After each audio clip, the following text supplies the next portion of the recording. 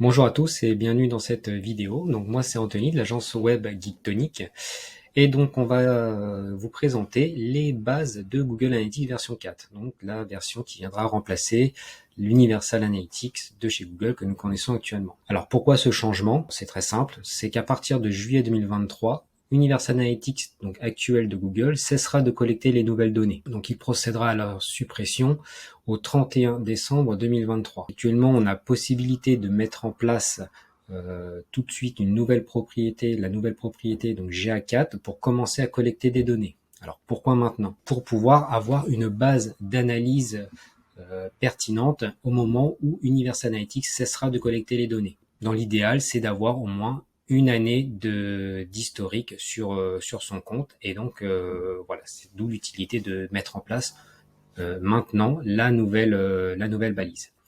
Alors quels sont les changements? Donc Google nous annonce pour cette version 4 une meilleure intégration avec les autres produits Google, un meilleur modèle d'attribution. Donc ça c'est la façon dont Google collecte les données, donc par des cookies, par des modèles d'attribution au premier clic, dernier clic, modèle de base, modèle de position, etc. Une meilleure compréhension du parcours client, donc quel que soit le device, donc l'appareil utilisé, donc le smartphone, l'ordinateur, la tablette. Et il va nous permettre également de repérer donc la plateforme visitée. L'intelligence artificielle fait également son apparition. Le machine learning et le cycle de vie des clients sont au cœur de cette nouvelle version de GA4. Donc on a quand même noté quelques différences au niveau des métriques également. On a le taux de conversion et le taux de rebond qui ont été modifiés. Leur méthode de calcul et de collecte a été modifiée. Donc ça, on le verra un petit peu plus tard dans cette vidéo.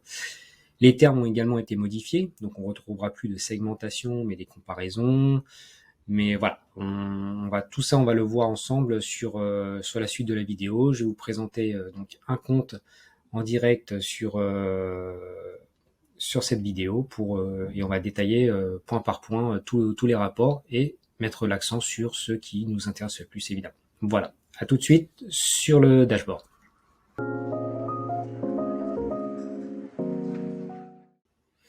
Donc voici la page d'accueil de votre nouvelle Google Analytics version 4. Donc cette page, vous allez retrouver sur la partie principale la synthèse des données et également sur la partie gauche un menu.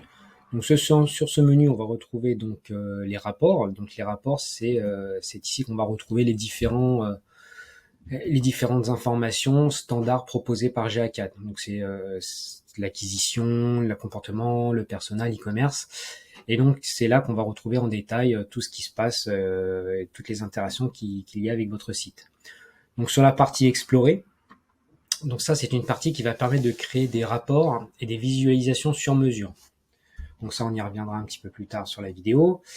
Au niveau publicité, donc publicité, c'est ce qui permet d'évaluer les conversions selon les différents modèles, et également d'analyser les chemins de conversion multicanaux les plus fréquemment utilisés par les utilisateurs. La dernière partie configurée, donc ça c'est un petit peu le customiseur de GA4. C'est ce qui va nous permettre de créer des rapports, des audiences, des événements, des conversions, des nouvelles dimensions. Donc ça c'est une partie qui est un petit peu plus technique. Et on ne rentrera pas forcément dessus en profondeur, mais si des personnes sont intéressées, une nouvelle vidéo sera mise en ligne prochainement où j'entrerai un petit peu plus dans les détails de cette partie-là et sur la partie publicité également. Voilà, donc on va commencer par la première partie, donc celle qui nous intéresse le plus, c'est la partie rapport. Voilà.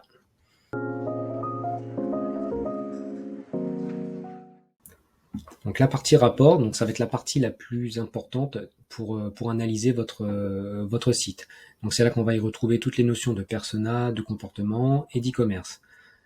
Donc cette partie-là, la première partie, donc la page d'arrivée, c'est une page où vous allez avoir la synthèse avec une ou plusieurs cartes, ça dépend, mais c'est vraiment une synthèse de cette partie. Sur chaque carte ou graphique, vous avez la possibilité d'afficher le tableau. Donc c'est une segmentation qui va être un petit peu plus précise et qui va vous permettre d'aller un petit peu plus en profondeur dans l'analyse de vos données. Donc là, après, nous avons donc le menu sur la gauche. Donc là, le temps réel. Donc le temps réel, c'est une petit outil qui est assez sympathique. Donc là, il va nous permettre donc de visualiser l'utilisateur qui est actuellement en ligne. Donc là, on peut voir donc sur la carte.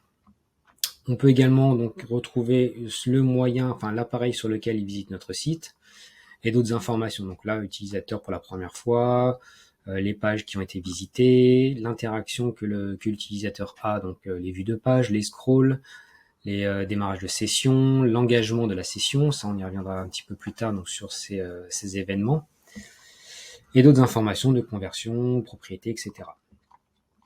Pour la partie acquisition, donc là, hop, acquisition, on va retrouver donc les notions d'acquisition, d'utilisateur et de trafic. Donc c'est la partie Universal Analytics où on retrouvait les différents canaux, donc qui nous permettaient d'analyser le trafic sur notre site.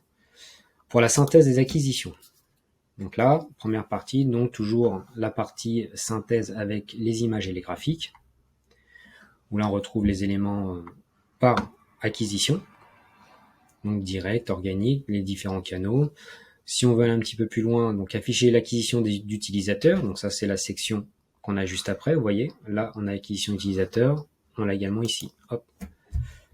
On va retrouver donc une partie visuelle avec les graphiques, mais également la partie tableau. Donc la partie tableau, c'est celle également qu'on analysait sur Universal Analytics.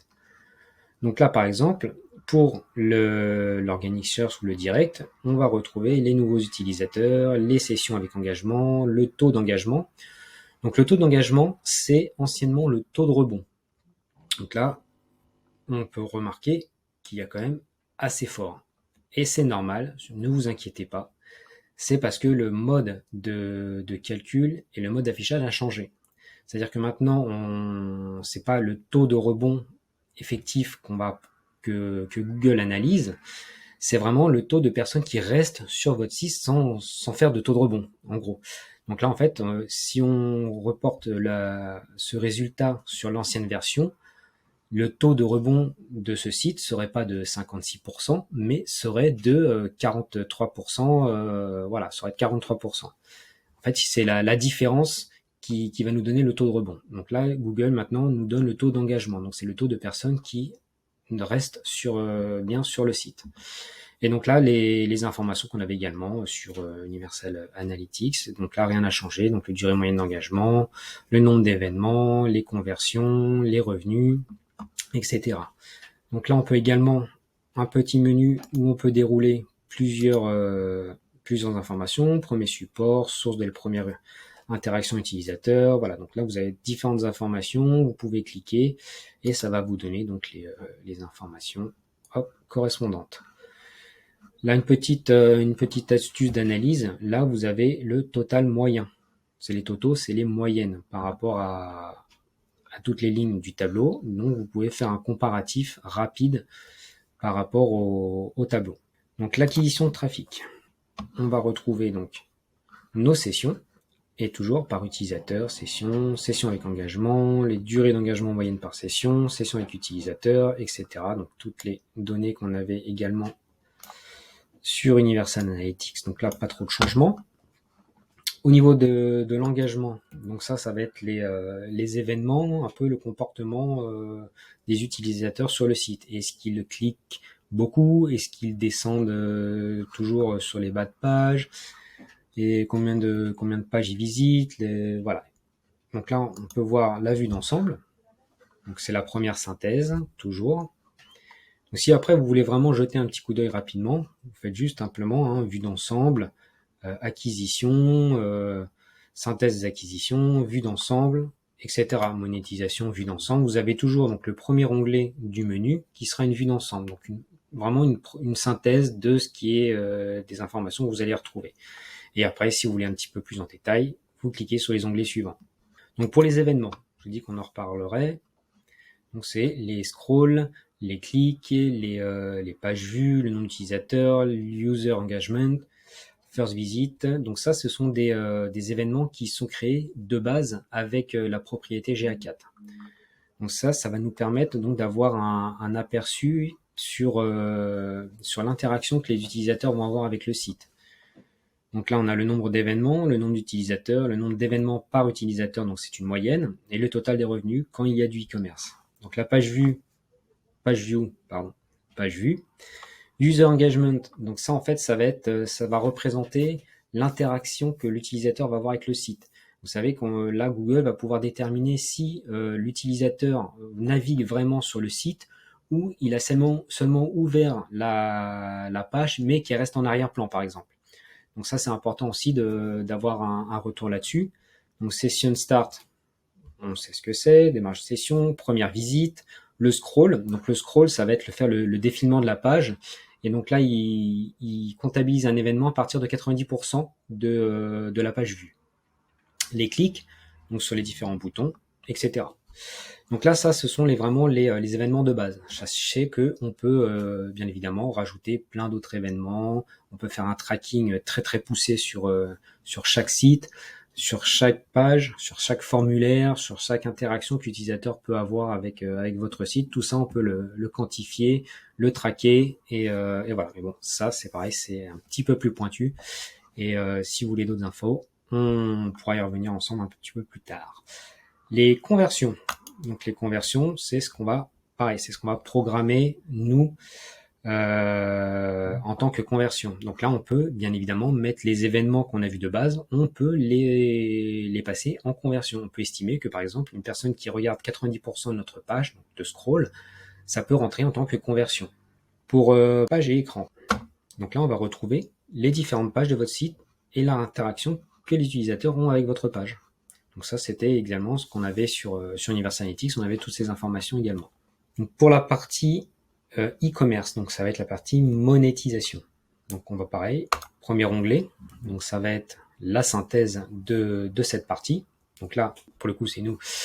Nous ne sommes pas un site d'e-commerce, voilà, donc on n'a pas forcément de retour sur les conversions, sur le e-commerce, sur la monétisation. Donc, je vais passer assez rapidement parce qu'il n'y a pas forcément grand chose à voir pour le coup. Mais sachez que voilà, que c'est sur cette partie-là que vous allez retrouver donc toutes les informations sur les produits que vous vendez. Donc vous allez pouvoir avoir une vue sur les ajouts au panier, sur les ratios, sur les achats, sur les conversions. Le taux de conversion, par contre, n'est plus disponible. Il va falloir donc se référer au rapport Analytics qui vous est fourni donc par l'agence Geektonic. Donc on a développé un rapport qui va vraiment, donc c'est vraiment une synthèse de vraiment des informations primordiales pour vraiment jeter un œil si vous n'avez pas forcément le temps de faire une analyse complète.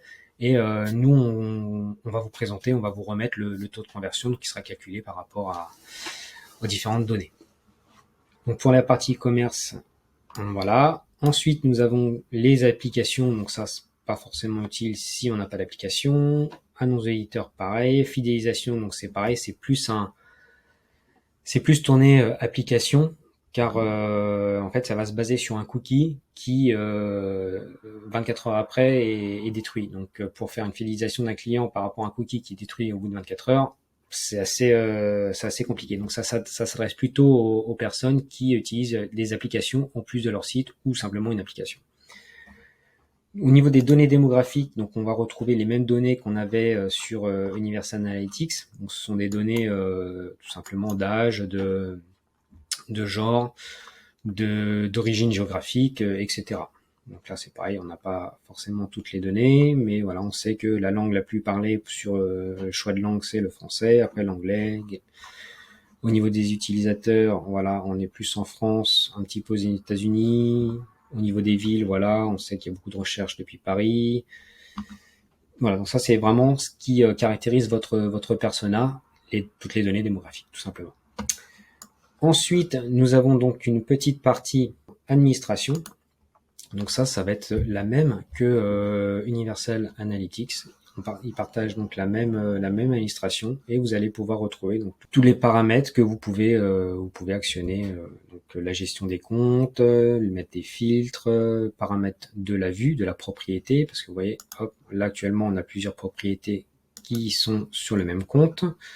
Vous allez pouvoir donc gérer les paramètres des données, les flux de données aussi importants, etc. faire des associations avec les autres produits Google, donc notamment Google Ads, où là vous allez pouvoir avoir les retours également sur votre analytics des conversions qui se passent sur Google Ads. Donc ça c'est quand même vachement intéressant aussi. Et donc voilà pour la partie analytics. Alors, je vais vous montrer quelques petites astuces et quelques petits conseils pour bien prendre en main ce nouvel outil et également commencer à avoir une petite sensibilisation au niveau de l'analyse. Donc, on va pouvoir, par exemple, voir une aperçu assez rapide. Juste sur la barre de recherche, vous cliquez sans rien taper dessus, et là, vous allez pouvoir retrouver très très rapidement des infos sans les chercher. Par exemple, quels sont les jours où j'enregistre le plus d'utilisateurs? Hop, je pose une question, et là voilà, je vais avoir ma petite réponse sur mon aperçu, là sur la colonne de droite, et là je sais que le mardi, j'ai plus d'utilisateurs. Le jeudi, un petit peu moins, et etc. Voilà, donc ça c'est vraiment assez sympa, c'est nouveau. Et quels sont les produits les plus vendus? Hop là. Donc là, on n'a pas de produits, mais vous pourrez retrouver ici les produits phares de votre site, donc d'un simple clic. Donc ça c'est le premier petit tips. Et ensuite on va pouvoir faire également donc sélectionner. Alors c'est pas un petit tips à proprement parler, mais on va pouvoir avoir une debug view. Donc la debug view, c'est qu'on va pouvoir voir tout ce qui se passe pour détecter les bugs, pour savoir si par exemple on a peut-être notre site qui fonctionne mal sur tel ou tel appareil, et ben on va pouvoir retrouver ces informations ici. On va pouvoir également retrouver tout ce qui se passe sur notre site, les clics, les scrolls, tout ça en temps réel. Vous voyez, vous avez une timeline ici, et on va pouvoir voir donc ce que les utilisateurs ils font en temps réel sur le site. Qu'on peut retrouver également sur la partie donc temps réel, afficher instantané utilisateur. Voilà. Et donc là, on a un utilisateur. Et voilà, on sait absolument tout ce que fait l'utilisateur en temps réel. On sait à quelle heure il va démarrer sa session. On sait qu'il va faire un clic, qu'il va faire un scroll. Voilà, donc on peut analyser vraiment un petit peu de manière...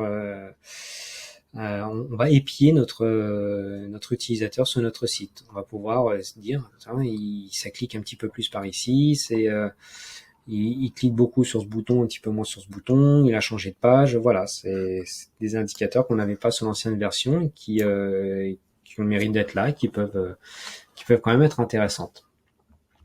Voilà, donc pour conclure donc cette vidéo de présentation, donc je vous rappelle que vous pourrez également retrouver toutes les informations clés dans le rapport personnalisé qu'on vous a mis à votre disposition, donc le Data Studio.